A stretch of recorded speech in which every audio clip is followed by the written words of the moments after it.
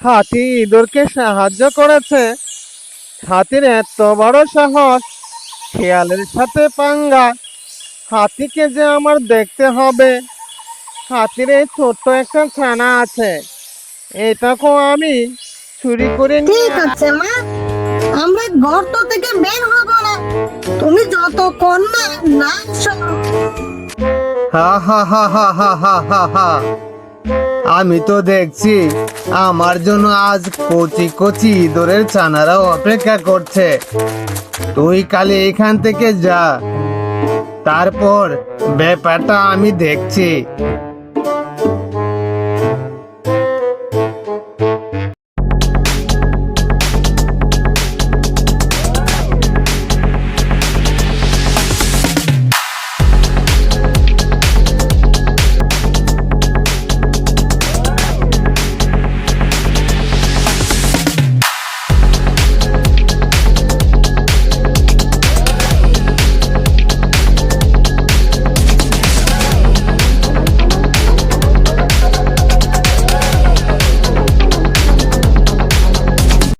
হায় হায় হায়, আমার এই কচি কচি ছানাদের খেয়ে ধরে নিয়ে গেল। এখন আমি কোথায় খুঁজবো, কোথায় যাব?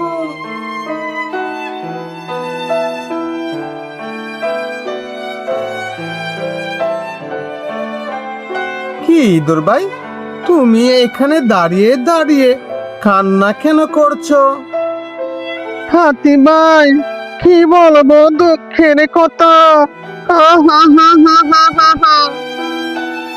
দূর দূর দূর, মেয়ে মানুষের এই একটাই প্রবলেম, কিছু বলার আগেই হাত পা ছড়িয়ে দিয়ে কান্না শুরু করে দেয়। কি হয়েছে সেটা তো আগে ঠিকঠাক করে বলবে, তা না, হাত পা চারদিকে ছড়িয়ে দিয়ে কান্না শুরু করে দেয়। বুঝতে পেরেছি বুঝতে পেরেছি, তোমার অনেক দুঃখ লেগেছে, কিন্তু দুঃখটা কি তা তো বলবে, কান্না এখন থামাও। হাতি ভাই, আমার কচি কচি ছানাদের কে যেন চুরি করে নিয়ে গেছে। হা হা হা হা হা হা হা। এ কি সর্বনাশের কথা! ইঁদুর বোন, তুমি চুপ করো চুপ করো, তোমার যেটা বাচ্চা আছে সেটার দিকে একটু ভালো করে নজর রাখো, সে কিন্তু আবার আসবে। কি বলো কি হাতি দাদা? হ্যাঁ, ঠিক কথা বলেছে, সে আবার আসবে। তুমি যদি আমার কথা মতো কাজ করো, তাহলে আর সে তোমার বাচ্চা নিতে পারবে না। তোমার কানটা আমার কাছে নিয়ে আসো। ঠিক আছে হাতি দাদা, আমি আনছি কান তোমার কাছে। আমার কথাটা তুমি মনোযোগ দিয়ে শোনো। তোমার গর্তের সামনে আর একটা গর্ত তৈরি করো, করে কিছু ঘাস দিয়ে গর্তটা ডেকে দিবে। যে চুরি করতে আসবে আর তখনই সে ওই গর্তর মধ্যে পড়ে যাবে। ও হাতি দাদা, তুমি আমাকে একটা ভালো বুদ্ধি দিয়েছো। আমি এখনই কাজে লেগে যাব, যাতে ওই শয়তানটাকে আমি ধরতে পারি। হ্যাঁ, তুমি এখনই কাজে লেগে যাও, আমি এখন চলি।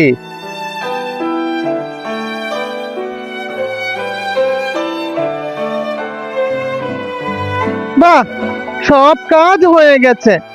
এখন গিয়ে কোনো কিছুর আড়ালে লুকিয়ে অপেক্ষা করতে হবে, কে এসে আমার বাচ্চাদের নিয়ে যায়। হা হা হা হা হা হা হা হা। এত দেখছি ফাঁকা মাঠ, আশেপাশে কিছু দেখতে পাচ্ছি না।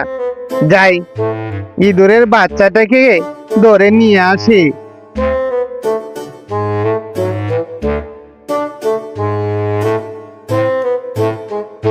ওরে বাবা রে বাবা রে বাবা, আমি যে গর্তের মধ্যে পড়ে গেলাম।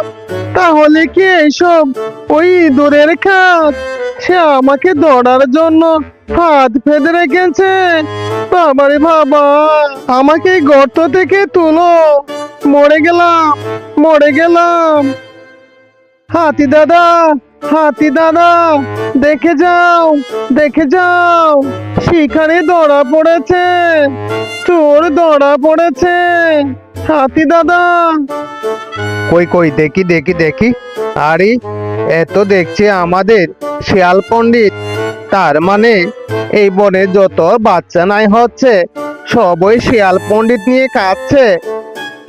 চলো চলো, আমরা রাজা মহাশয়ের কাছে যাই, গিয়ে নালিশ করি এই শিয়াল যে আমাদের সবার বাচ্চা নিয়ে কাঁদছে। ও হাতি দাদা, হাতি দাদা, আগে আমাকে এই গর্ত থেকে উদ্ধার করো, না হয়তো যে আমি মরে যাব। রাজা মহাশয়ের কাছে বিচার দিলে আর আমি যদি মরে যাই তাহলে কিভাবে বিচার করবে? আগে আমাকে উদ্ধার করো, তারপর না হয় রাজা মহাশয়ের কাছে বিচার দিবে। ঠিক বলেছিস শিয়াল, তোকে গর্ত থেকে উঠিয়ে তোকে রাজা মহাশয়ের কাছে নিয়ে যাব। তারপর হাতি শিয়ালটাকে গর্ত থেকে উঠালো, উঠিয়ে তার পিঠে করে নিয়ে চললো রাজা মহাশয়ের কাছে। আরে হাতি যে, তুমি ওই শিয়াল পণ্ডিতরে কেন ধরে নিয়ে আসছো? বেয়াদবি ক্ষমা করবেন রাজা মশাই, আমি শিয়ালকে ধরে এনেছি ইঁদুরকে সাহায্য করার জন্য। যা বলার ইঁদুরই আপনাকে বলবে। ইঁদুর, তুমি কোনো ভয় পাবে না, তোমার যা সত্যি কথা তুমি সব বলতে পারো নির্ভয়ে। মহারাজ, ওই শিয়াল আমার কচি কচি বাচ্চাগুলাকে চুরি করেছে। যখন সে আবার চুরি করতে আসে তখন আমি ফাঁদ পেতে ওই শিয়ালকে ধরে ফেলি। তাই নাকি ইঁদুর? তোমার বাচ্চা চুরি করেছে শিয়াল, এটা তো মহা অন্যায়। এটার বিচার যে খুব শক্ত করে করতে হবে। জীব হত্যা করেছে, এটার বিচার কঠিন থেকে কঠিনতর করতে হবে। যাহা আগে মহারাজ, আমার কিছু কথা ছিল, আপনি যদি বেয়াদবি না করেন তাহলে সেই কথাগুলো আমি বলতে পারি। হ্যাঁ শিয়াল, তোমার কি কথা আছে সেটাও তুমি নির্ভয়ে বলতে পারো। মহারাজ, বেয়াদবি মাফ করবেন, ইঁদুরের মুখের কথায় আমার বিচার করতে পারেন না। ইঁদুর, আপনাকে প্রমাণ দিতে হবে যে আমি তার বাচ্চা চুরি করেছি। হ্যাঁ। তাই তো, শিয়াল তো তুমি ঠিক কথাই বলেছো, এভাবে তো আমি চিন্তা করিনি। ইঁদুর, তোমার বাচ্চা যে শিয়াল চুরি করেছে সেটার প্রমাণ তো তোমাকে দিতে হবে। মুখের কথায় তো আমি বিচার করতে পারি না, যেহেতু আমি এই বনের রাজা, আমাকে সত্য মিথ্যা জেনেই বিচার করতে হবে।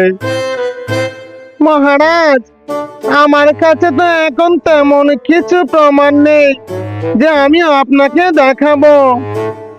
ঠিক আছে, তোমার কাছে যেহেতু প্রমাণ নাই তাহলে আর বিচার করা যাবে না। যখন প্রমাণ হাতে আনতে পারবে তখনই না হয় শিয়ালের বিচার হবে। তারপর শিয়াল এখান থেকে হাসতে হাসতে চলে যায়। সে যেতে যেতে বলতে শুরু করলো, হাতি ইঁদুরকে সাহায্য করেছে, হাতির এত বড় সাহস, শিয়ালের সাথে পাঙ্গা। হাতিকে যে আমার দেখতে হবে। হাতির এই ছোট্ট একটা ছানা আছে, এটাকেও আমি চুরি করে নিয়ে আরাম করে খাবো, তারপর বুঝবে শিয়ালের সাথে লাগতে আসা কতটা ভয়ানক হয়।